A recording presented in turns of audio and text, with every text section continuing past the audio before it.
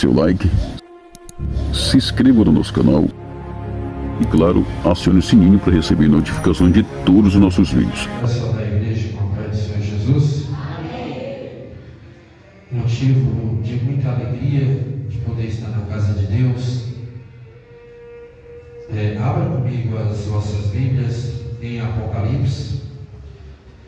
Tudo que o pastor falou é verdade. Cada igreja tem sua regimento interna, né?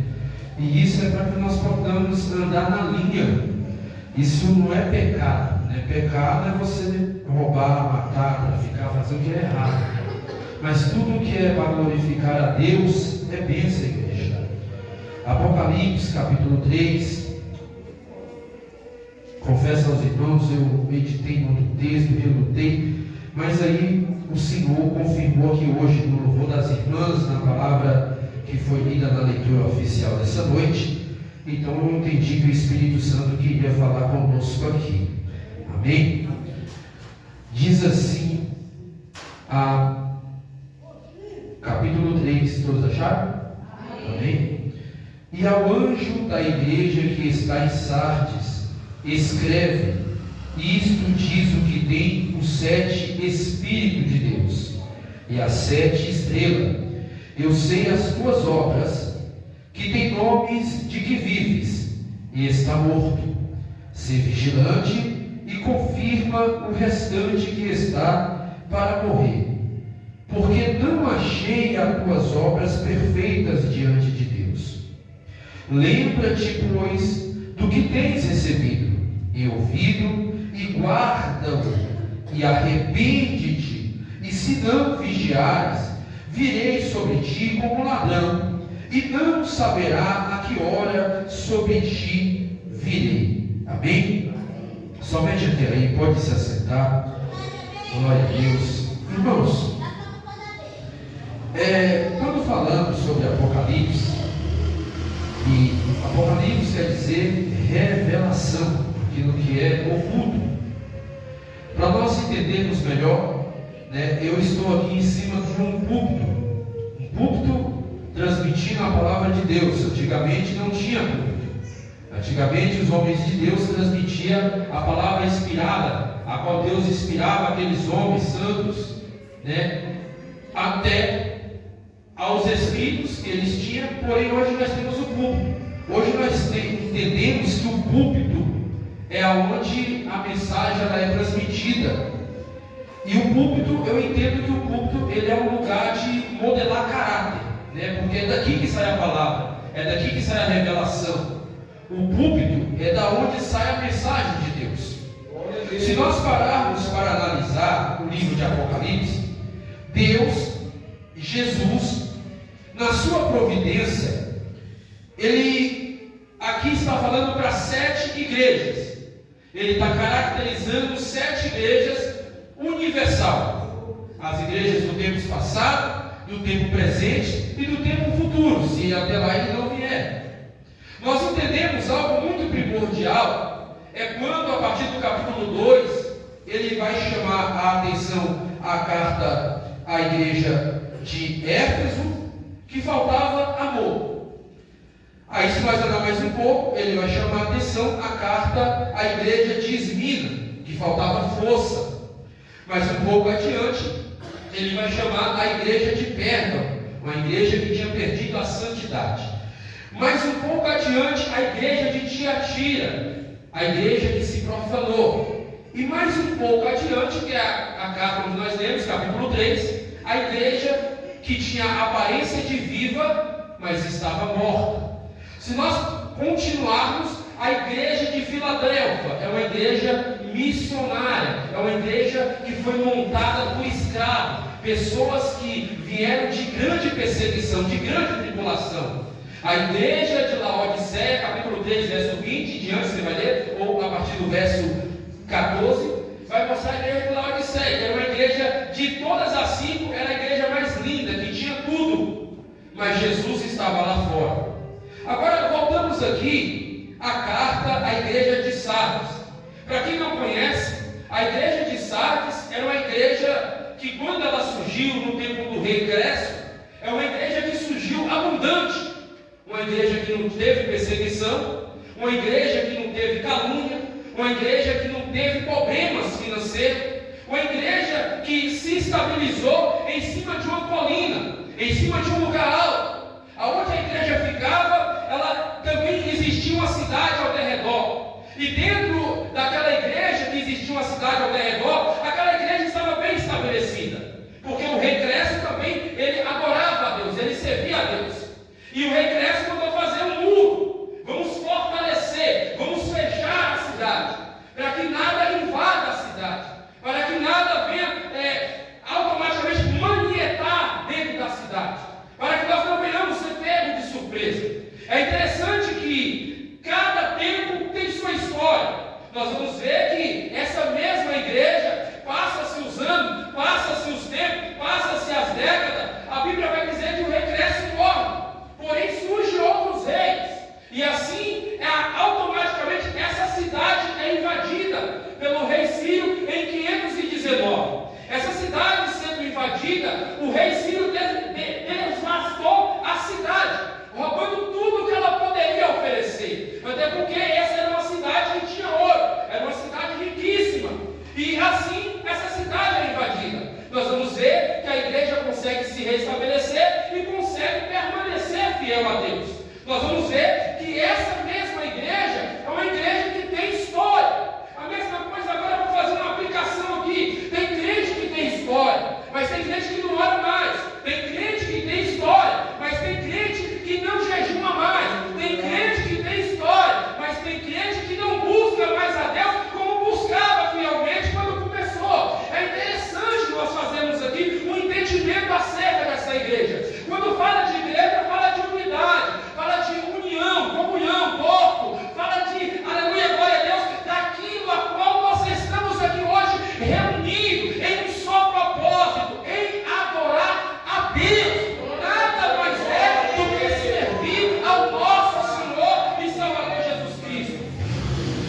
Vamos ver que a igreja, ela continua sendo perseverante, mesmo ela sendo invadida, mesmo pessoas sendo mortas, mesmo pessoas que congregavam na igreja foram mortas. A igreja foi destruída, novamente Deus levanta outro rei, e esse rei, ele reconstrói essa igreja, ele reconstrói essa cidade. Nós vamos ver que novamente essa igreja, ela começa a se reestruturar, ela começa a se manter de pé novamente, ela começa a glorificar a Deus, ela começa a fazer a vontade de Deus, ela começa a ser uma igreja purgante. É como a igreja aqui no Sono Aberto, é quando nós saímos aqui no domingo para evangelizar, por mais que tem irmão que não vai receber o profeta, está tudo certo, nós estamos fazendo a vontade de Deus, é o tempo de Deus. Eu sei que não é por força nem por violência, mas é pelo Espírito Santo. Agora, uma coisa eu sei, essa igreja também tinha a mesma perseverança, essa igreja também tinha o mesmo propósito, só que veio um terremoto, e o terremoto devastou a cidade. Quando o terremoto devasta a cidade, acontece algo primordial, que agora a igreja que tinha história, a igreja que era conhecida, a igreja que tinha perseverança com Deus, ela já começa a não ter a mesma perspectiva do céu. Ela já não começa a ter a mesma perspectiva de ser aquela igreja avivada, de ser aquela igreja que glorificava quando o irmão vinha aqui, errava o hino, glorificava. Essa mesma igreja, ela vai perdendo a característica de igreja. Hoje nós vamos ver, se alguém erra, nós olhamos mais a estética porque errou, mas não adoramos a Deus porque a pessoa está louvando. Hoje nós vemos que vem um autodidata, fala bonito, mas não acontece nada, nós achamos, pregou, mas não aconteceu nada. Então, tanto faz quanto fez. Não é assim. A igreja de Jesus Cristo continua a mesma igreja. Cada igreja Jesus vai vir buscar um povo. Cada igreja Jesus tem os seus escolhidos. Só que o nosso papel é o quê? Tem um corinho que o pastor Rubens sempre canta, ele fala: o que vieste fazer aqui, eu vim adorar a Deus. O que vieste fazer aqui, eu vim adorar a Deus.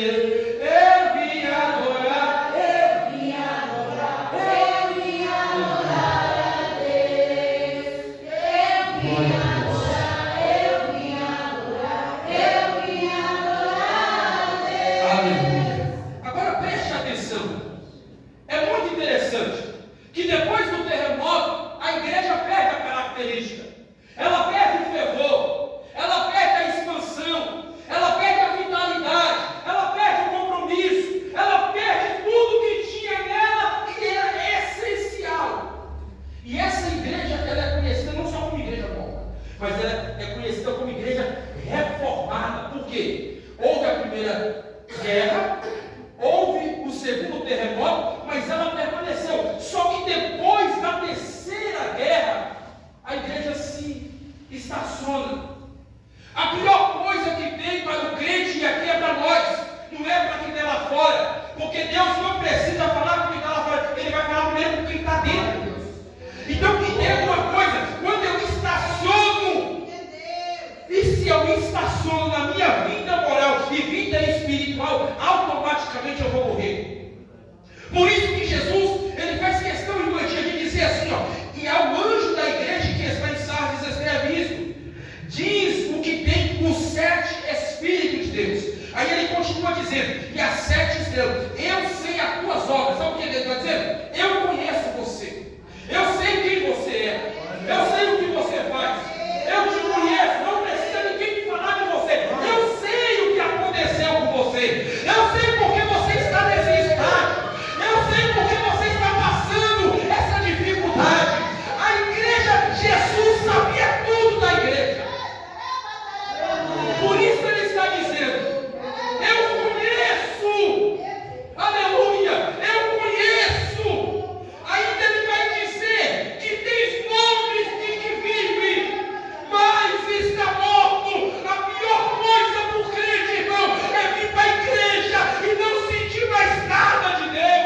A pior coisa é o crente vir para a igreja e não se entregar de coração puro. Quando Jesus vai evangelizar 3 discípulos que queriam seguir, Lucas 9, 62, Jesus vai evangelizar aqueles discípulos, aí os discípulos falam, Senhor, deixa primeiro enterrar meu pai, para que eu possa te seguir. Jesus falou, quem põe a mão no arado e não olha para trás, não é rápido ao reino de Deus. Se você pôs a mão no arado, aleluia, não olha para trás. Jesus estava dizendo, deixe que os mortos enterrem seus mortos, mas tu faz a vontade de Deus. O maior compromisso da igreja hoje, aleluia, é carregar a semente do Evangelho. A igreja hoje, como baluarte, ela alumia, ela clareia. Nós ainda somos o sal, nós ainda somos o sal, aleluia, que salga a vida daquele que necessita de ouvir a voz do Espírito Santo em nossa vida. Quando o sal não tinha mais sabor, está lá em Mateus capítulo 5, o sal ele era jogado nas escadas do templo, para que os idosos não caíssem, os idosos pisavam sobre as escadas e sobre o sal, para que pudesse descer as escadas. Mas Jesus vai dizendo que quando o sal perde o sabor, mas quando o sal ele tem sabor, aleluia, você pode salgar a carne 10 dias, pode deixar ela fora e ela não perde, porque o sal está entronizado na carne. Aleluia! Glória a Deus! Amém. Lucas 9, 57. E aconteceu que indo eles pelo caminho, lhe disse um, Senhor, seguir-te-ei para onde quer que fores. E disse-lhe Jesus, as raposas têm covis e as aves do céu ninhos, mas o filho do homem não tem onde reclinar a cabeça. E disse a outro, segue-me. Mas ele respondeu, Senhor, deixa que primeiro eu vá a enterrar meu pai. Mas Jesus lhe observou, deixa os mortos vou enterrar os seus mortos. Porém, tu vai e anuncia o reino de Deus. Disse também outro, Senhor, eu te seguirei, mas deixa-me despedir primeiro dos que estão em minha casa. E Jesus lhe disse, ninguém que lança a mão no arado e olha para trás é apto para herdar o reino de Deus. Aleluia. Se você lançou mão no arado de Deus, não existe desculpa. Para de dar desculpa. Deus conhece as suas desculpas. Ele sabe, não precisa ficar dando desculpa. Para com isso hoje. Para com isso hoje. Glória a Deus. Tanta desculpa para lá, para cá, para lá. Deus conhece. Olha a desculpa desse rapaz. Olha a desculpa. Mas eu tenho que enterrar meu pai, mas ele estava vivo.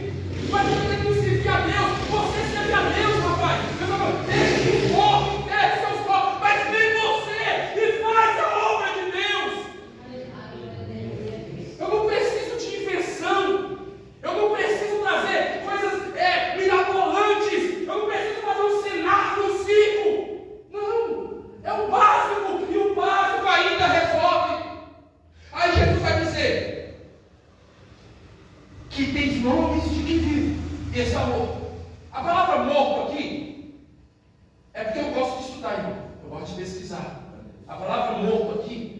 necró, que vem de necrotério.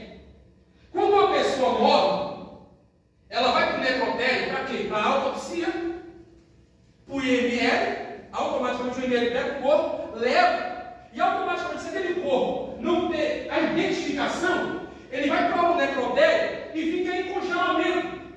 Depende de quanto tempo vai ficar, mas fica em congelamento dentro do necrotério. A pessoa que morre, quando a pessoa que morre, ela vai para o necrotério, seja ela com identificação ou não. Aqueles que têm identificação, colocam um cartazinho no dedo do pé e colocam o nome, data, pronto. Ali você conhece que é aquela pessoa. Quando não tem nome, data, e nem região, estado, é indigente, porque não conheceu, não sabe quem é. Automaticamente, Jesus estava dizendo, você está dizendo que está vivo. É a mesma coisa que está dizendo, eu estou orando para pregar, eu estou orando para cantar, mas vai entregar o quê? Se está morto. Jesus estava dizendo isso. Vocês estão mortos. Só falta o que? Enterrar. Só falta enterrar. Eu falei, vocês estão mortos. Só falta enterrar. Porque quem está no necrotério é porque já não tem mais vida. É simples. Isso é fácil, é vacilar. Quem morre, automaticamente, depois vem o caixão, vem a intubação, vem o algodão, vem as flores, vem todo o preparamento.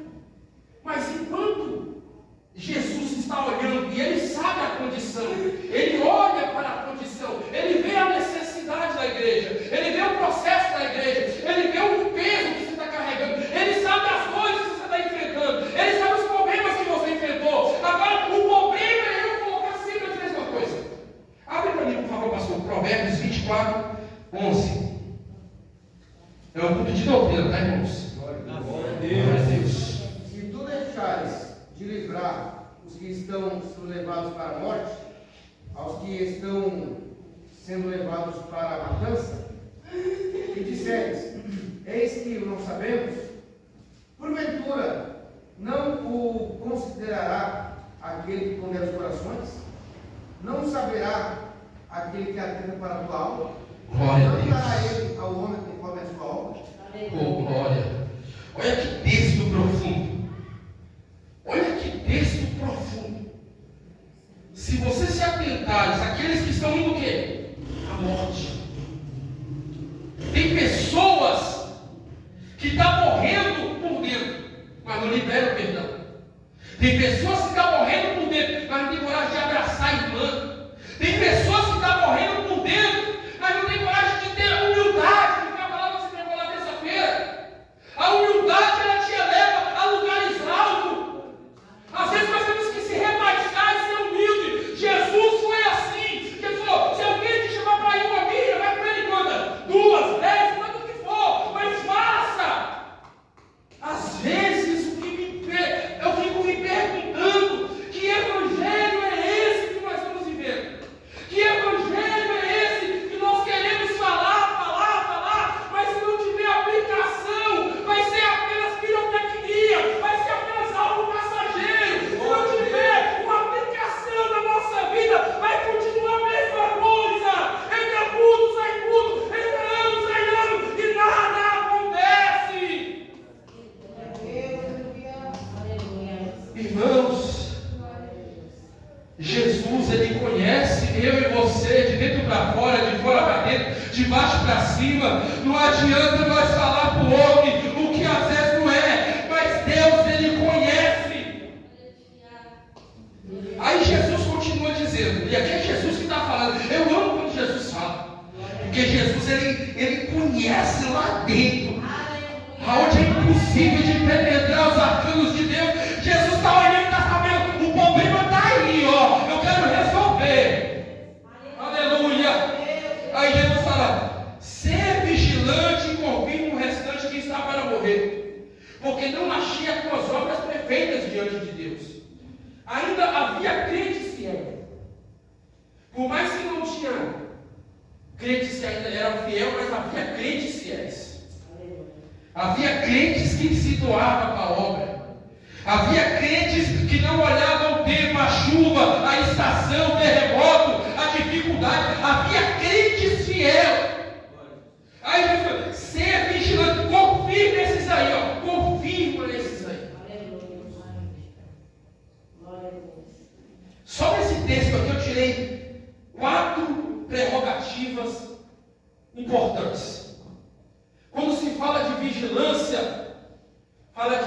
atento, atenção. Jesus foi nosso exemplo. Ele falou, vigiai, vigiai, porque a carne é fraca. Mas é o Espírito que é forte. Glória a Deus. Aí ele fala, confirma. Quem vai falar isso é o apóstolo Paulo. O apóstolo Paulo vai falar para a igreja de Corinto, para confirmar que os fiéis na fé, e novamente eu falo, pastor, lembra aqui sobre 2 Timóteo, capítulo 3, estava falando a mesma coisa. Confirma-te na fé. Ainda havia gente acreditando no batismo do Espírito Santo. Ainda havia pessoas, vamos caminhar junto nesse propósito. Eu estou contigo, eu te abraço. Havia pessoas ainda que estavam junto no trabalho, meu caro. Havia pessoas que não olhavam para as dificuldades financeiras, mesmo a cidade estando em crise e escassez. Havia pessoas ainda olhando para quem era o dono da obra. Aleluia. Quando paramos de olhar para o dono da obra, irmãos, a nossa vida também para. A nossa vida também para. Porque o dono da obra, ele falou que lá em Salmos, eu não me lembro o capítulo, mas ele fala assim, que em vão trabalha, se o Senhor não edificar a casa, em vão trabalha o sentinela. Eu estou confiando em quem? Em quem eu estou confiando? Ainda aprofundando um pouco mais nesse negócio de necrotério, você sabe que a vida é Deus que dá. A nossa vida, irmã Rosa, ela está na mão de Deus. Se Deus quiser pegar a sua vida aqui agora e tomar, Ele toma, porque a vida é dele. Só Ele tem poder sobre a sua vida. Ninguém aqui tem poder sobre a sua vida. Só Deus tem poder sobre a sua vida. Mas quando Deus também, Ele quer ressarcer, Ele quer dar vida, e vida com abundância, nada impede de Deus fazer você mais próspero. Nada impede de Deus multiplicar o que você não tem. Como o azeite da viúva. Eu só tenho em casa poucas panelas. Mas você tem vizinho? Pega lá. Se ajuda com o seu vizinho. Tem pessoa que nem conversa com o vizinho mais. Não tem nem contato com o vizinho. Não sabe nem quem é o vizinho. Mas por quê? Xingou o vizinho, amaldiçoou o vizinho. Aí como é que vai ter contato com o vizinho? Como é que na hora da necessidade vai pedir ajuda do vizinho? E às vezes o vizinho é que está vendo você diariamente. Conhece mais você do que quem não está do seu lado. Mas como é que você vai falar com o vizinho se você não tem contato com o vizinho? Esses dias eu vou falar uma realidade aqui. O irmão lá perto de casa, né? Ele me chamou, ele não é da igreja, eu falei, como posso dizer? Ele me chamou e falou, ó, eu quero falar com você um negócio aí que está acontecendo aí. Eu falei, pode falar. Ele falou, ó, estou querendo construir aqui, tal. Eu queria saber se você vai mexer na frente da sua casa. Eu falei, por agora eu não vou não. Eu estou no vermelho, né? E por agora eu não vou mexer não. Aí ele falou assim, porque não dá para conversar com seu cunhado. Seu cunhado é muito agressivo, eu fui falar com ele já veio já para cima de mim. Aí eu falei, não, fique em paz, está tudo certo. Mas o meu projeto aqui é outro, tal, e encerrei o assunto ali, sabe? Você ganha as pessoas com poucas palavras, você não precisa. Toma, tá jogando. É com poucas palavras, é as atitudes. Aleluia. As atitudes faz você ganhar as pessoas. Aí eu quero falar uma reflexão. Tinha um pastor e as pessoas não estavam vindo para o culto. A igreja estava passando por um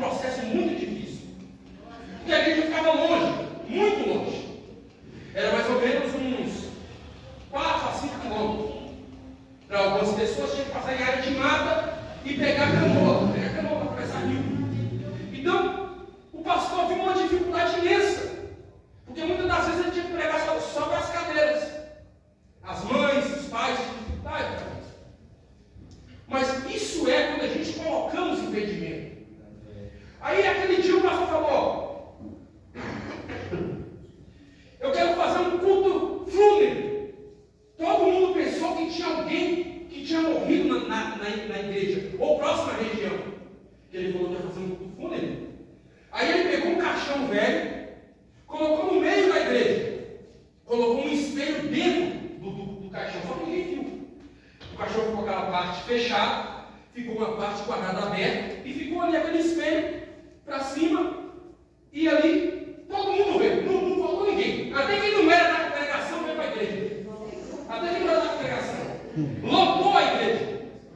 E depois que ele começou a ministrar aquela palavra bela, linda, sobre o culto fúnebre, aí o pastor falou: agora eu quero convidar cada irmão, cada irmã, até as crianças, vem aqui à frente e olha aqui nesse caixão. Quando as pessoas olhavam, as pessoas ficavam um espanto, pastor. Porque vira quem? Ela mesma. Hoje, nos últimos dias, está difícil, mas é a realidade. Está difícil. E as pessoas se comoviam, se doíam, choravam.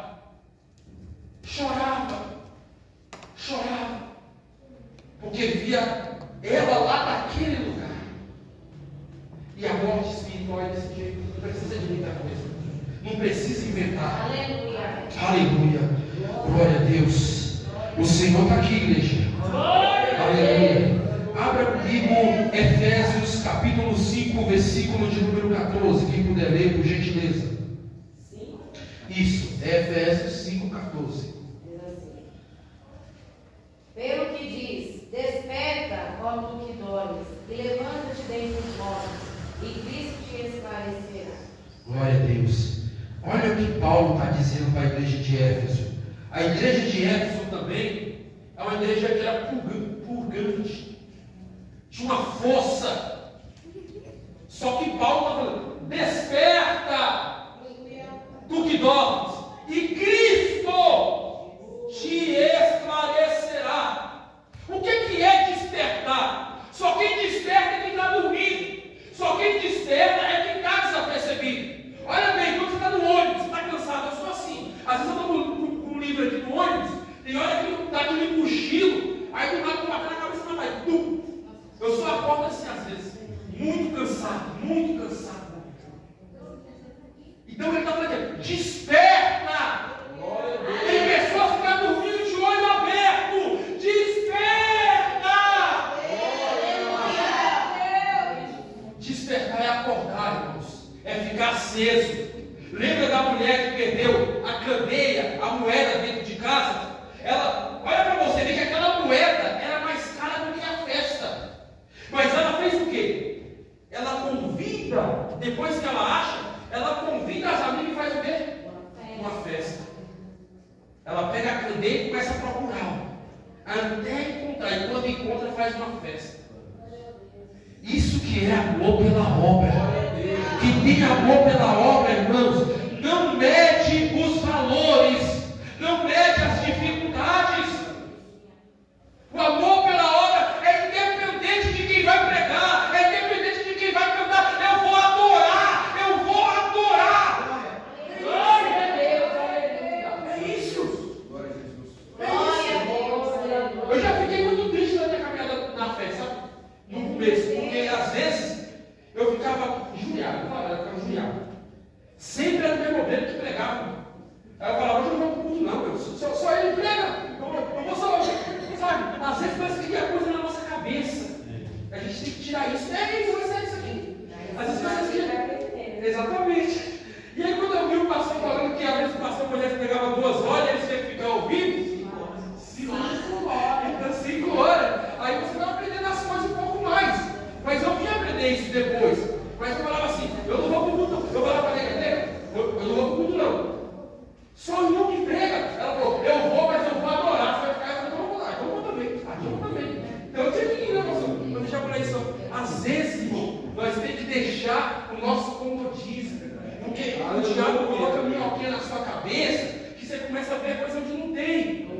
Entende? Então eu ficava olhando pro irmão lá, toda vez ele que prega, Chegou uma hora que ele não estava pregando mais, era outro homem que estava pregando. Chegou mais ou menos, aí teve que fazer um rodízio, né? Porque todo mundo quer exatamente. Então teve que fazer um rodízio. A mesma coisa na igreja. A igreja ela está em fase de crescimento. A igreja ela está em fase de aperfeiçoamento. Todo dia a igreja ela se aperfeiçoa. Todo dia a igreja cresce na graça de Deus. Todo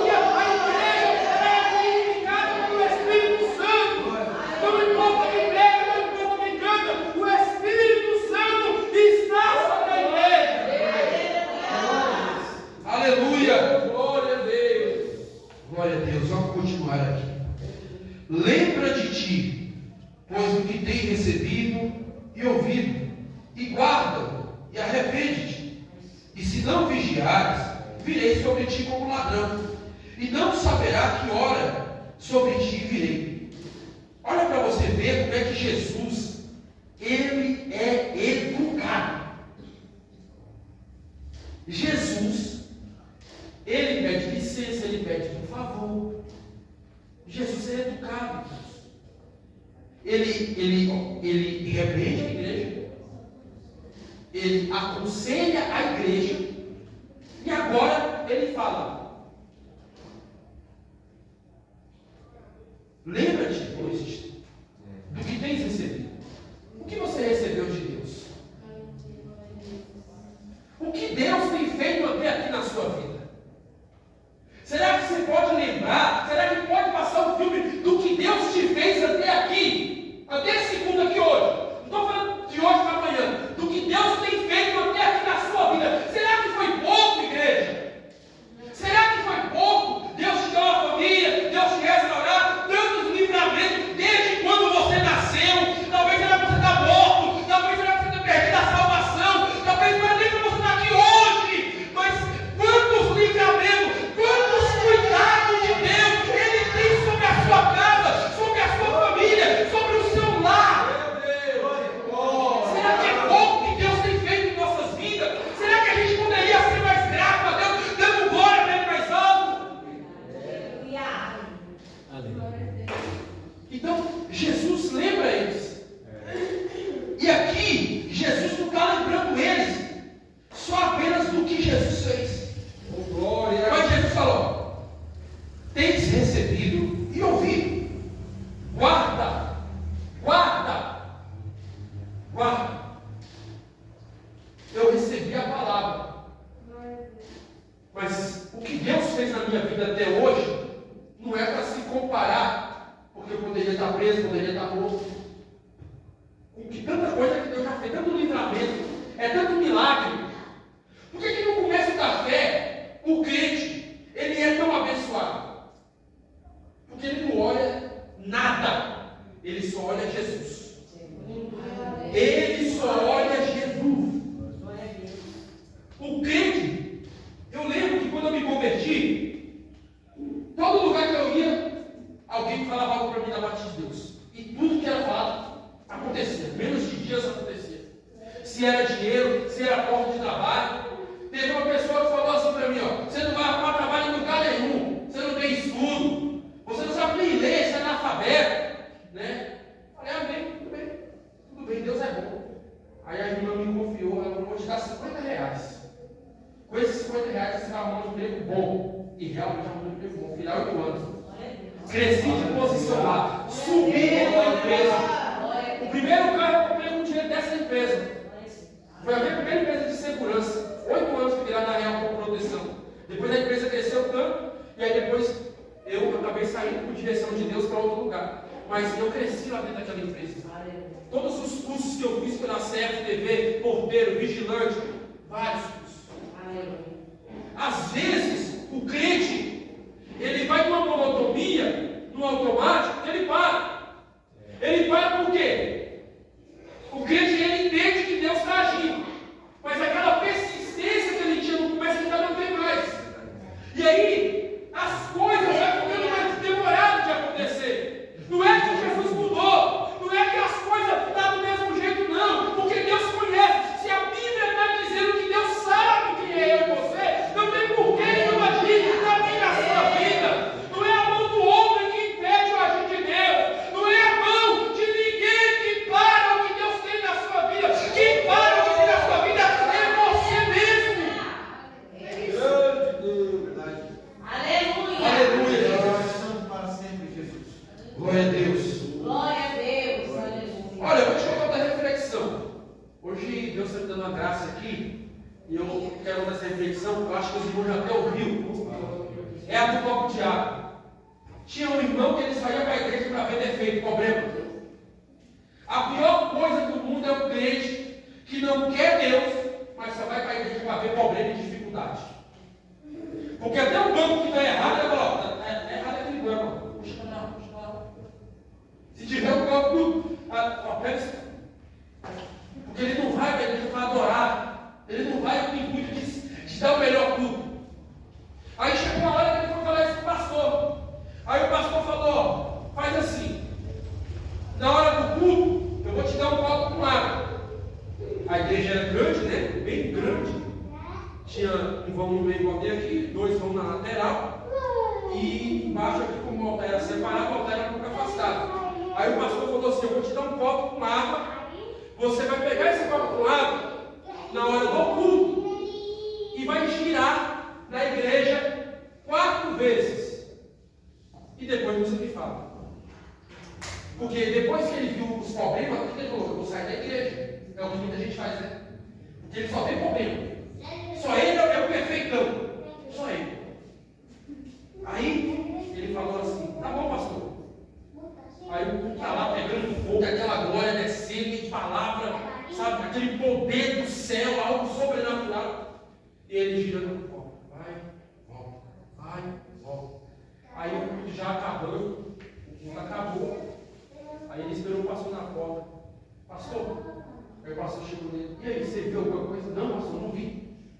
Por que você não viu? Porque eu estava com o olho no copo. É simples. É simples. Às vezes, irmão, quando a gente para de olhar para Jesus, é a mesma coisa. É coisa simples que muda a nossa vida com Deus. Eu lembro que a Bíblia vai falar de homens lá em Hebreus que foram heróis da fé. Abraão mesmo. Quem sabe olhar para Abraão e falar assim: Abraão esperou 25 anos para ter um filho. Mas a Bíblia fala que ele é o quê? Pai da multidão. Ele esperou 25, mas ele disse 65. Então, com 99 ele é o primeiro filho. Exatamente. Mas assim, irmãos, às vezes nós não queremos esperar o tempo de Deus. Nós não queremos esperar o trabalhar de Deus na nossa vida. Queremos prolongar, adiantar as coisas, sem entender que Deus está operando da mesma forma. Para Deus fazer, não precisa de nada, só precisa do querer dele e da vontade dele. Oh, glória! Aleluia! Vamos continuar aqui. Versículo de número 4. Mas também tem em Sardes algumas pessoas que não contaminaram as suas vestes, e comigo andarão de branco, porquanto são dignas disso. O que vencer será vestido de vestes brancas, que de maneira nenhuma arriscarei o seu nome no livro da vida, e confessarei o seu nome diante de meu Pai e diante dos seus anjos. Olha como isso é importante. Jesus, ele está confirmando quem está firme. Aqui o texto é claro. Ele está falando: tem pessoas aí que não se contaminaram. Por quê? Porque era uma igreja, pastor, que não entrou doutrina falsa. Era uma igreja que não tinha heresia, não tinha falsos profetas. Por parte das igrejas você vai ver que é toda errada, a não ser a igreja missionária, que é a igreja de Filadélfia. Mas as outras 5 igrejas tinha tudo o que você pensar, tudo e mais um pouco. Mas essa igreja, o problema dela era só a aparência. Tem a gente que estava morto, mas dizia que estava vivo. Aí ele falou: mas tem aí no meio da igreja alguns que não se contaminaram. Esses aí, eu vou vestir uma roupa nova. Abre aí, 22:14, Apocalipse, por favor. Olha para você ver como é que isso é profundo. O que quer dizer roupa? Tem muita gente que não sabe o que quer dizer roupa na Bíblia. Claro que tem vários sentidos, mas um sentido é fundamental, que eu vou te explicar aqui. 2 capítulos de Apocalipse. Bem-aventurados aqueles que guardam os seus mandamentos, para que tenham direito à árvore da vida e possam entrar na cidade pelas portas. Glória a Deus. É que essa escritura está um pouco diferente, mas tudo bem. Ela vai dizer assim, 22 anos: bem-aventurado o que lava suas vestiduras no sangue do Cordeiro. Não é isso? É isso mesmo. Por favor. Bem-aventurados aqueles que lavam suas vestiduras no sangue do Cordeiro, para que tenham direito à árvore da vida e possam entrar na cidade pelas portas. Exatamente. Olha para você ver. A roupa, todo mundo que tinha Testamento, geralmente a roupa era muito cara, era luxo. Era luxo isso. Roupa no Antigo Testamento, a pessoa tinha uma muda só. E quando tinha duas, era porque era alguém importante. Jesus está dizendo aqui, ó. É muito simples isso. Mas também tem em Sardes algumas pessoas que não contaminaram suas vestes. Por ser pessoas pobres, de dificuldade, ainda permaneceu assim puro. Quando falar de puro hoje, você vai lá no grupo no debate. Quando se fala de pureza, tem irmão que esperneia, grita, só falta bater na cara do outro. Porque hoje em dia ninguém quer ter pureza mais. Ninguém quer andar mais santo. Ninguém quer andar mais em conformidade com o manda a palavra. Ninguém quer fazer do jeito certo. Quer ficar no jeitinho brasileiro. O jeitinho brasileiro vai levar muita gente para o inferno. A verdade é essa. Então Jesus fala, tem ali ainda alguns que não se contaminaram. Aí Hebreus 12:14 vai dizer, cede a paz com todos, sem a santificação ninguém verá o Senhor. A paz, a santidade, a santificação é pureza. É eu me purificar ainda mais. Porque a Bíblia vai dizer, quem está em pé, cuide-se para que não caia. Tem muita gente que está em pé, mas já caiu há muito tempo. Já está no zero. Mas por que caiu? Jesus deu a receita. Ser vigilante. Não vigiou. Aí ele fala novamente. Agora vem a promessa. Eu não riscarei o seu nome do livro da vida. Mas eu confessarei diante do meu Pai e dos anjos. A promessa maior da igreja é a salvação da nossa alma. Eu posso ficar rico. Eu tenho vários sonhos. Minha esposa tem vários sonhos. Várias metas. Tudo que eu quero, se Deus for fazer, eu ainda entendo que eu posso me perder. Então Deus às vezes deixa no pouco, mas no pouco com Deus é muito. Aleluia. Porque se tudo que eu vou falar que eu quero fazer aqui, eu já ia falar que eu quero morar no Brasil. Então, o meu desejo não é morar no Brasil, mas eu já tenho esse desejo, já ir no Brasil. Mas o desejo de Deus é maior do que a minha vontade. O desejo de Deus, a vontade de Deus é maior do que o meu querer. Mas quando nós estamos no centro da vontade de Deus, as coisas andam, as coisas fluem, as coisas acontecem naturalmente. Não precisa de nada. É como eu falei, não precisa de pirotecnia, não precisa de invenções novas. Muita gente está trazendo muita coisa nova. Hoje o que mais tem no nosso meio é coach. E os coaches de hoje, é interessante que ele traz uma roupagem de evangelho. E é uma roupagem linda. Que você não tem que sofrer, que você não vai ser perseguido, que você é a estrelinha do caderno de Deus, que você é isso, é aquilo. Isso é invenção. Não adianta eu trazer uma roupagem nova para vocês, se eu não trazer primeiro quem é o centro da minha e da sua vida, Jesus Cristo. Porque se Jesus não edificar a casa, em vão trabalho se edifica. Amém. Salmo 27. É isso mesmo. Pode ler, pastor. Amém. Salmo 127. Diz assim: se o Senhor não edificar a casa, em vão trabalha os que a edificam. Se o Senhor não guardar a cidade, em vão vigia a sentinela. Aleluia. É profundo esse texto. Eu amo esse texto. Porque se Jesus não está em nosso meio, irmãos, nada acontece. Mas se eu creio que Ele está aqui, porque a presença dEle, aleluia, está em nosso meio. Eu sinto a graça de Deus tremendo aqui. Agora vamos ser vigilantes e perseverar. Isso! Não tem outra coisa. É ser vigilante e perseverar. Porque Ele mesmo falou: eu vou como ladrão. Você acredita?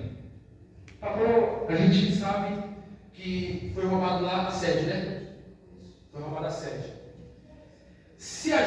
soubesse que ia roubar 7, não ia ficar alguém lá de plantão?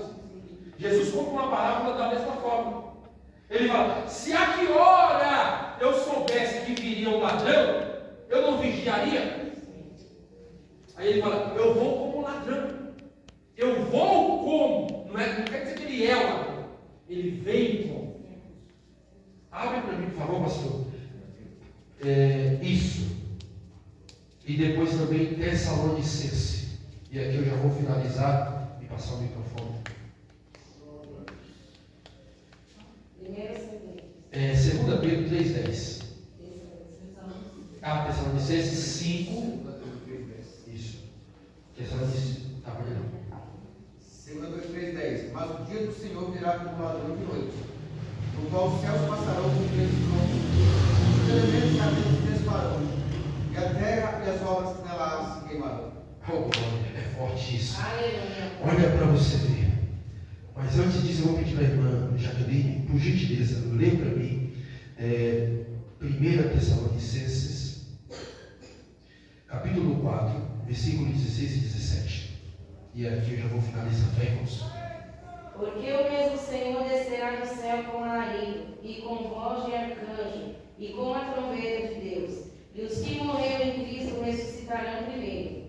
Depois nós, os que ficarmos vivos, seremos arrebatados juntamente com eles nas nuvens, a encontrar o Senhor nos ares, e assim estaremos sempre com o Senhor. Glória a Deus. Você entende isso, irmãos?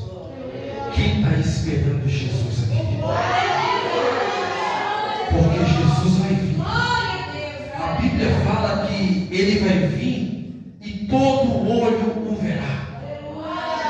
Vai ser um rápido, irmão Carlos. Um rápido, com força. Que a roupa que você está vestindo aí, ó, vai cair. O sapato que está aí vai ficar no chão. Para não abrir e piscar de hora. Amém, igreja? Louvado seja Deus. Deus abençoe.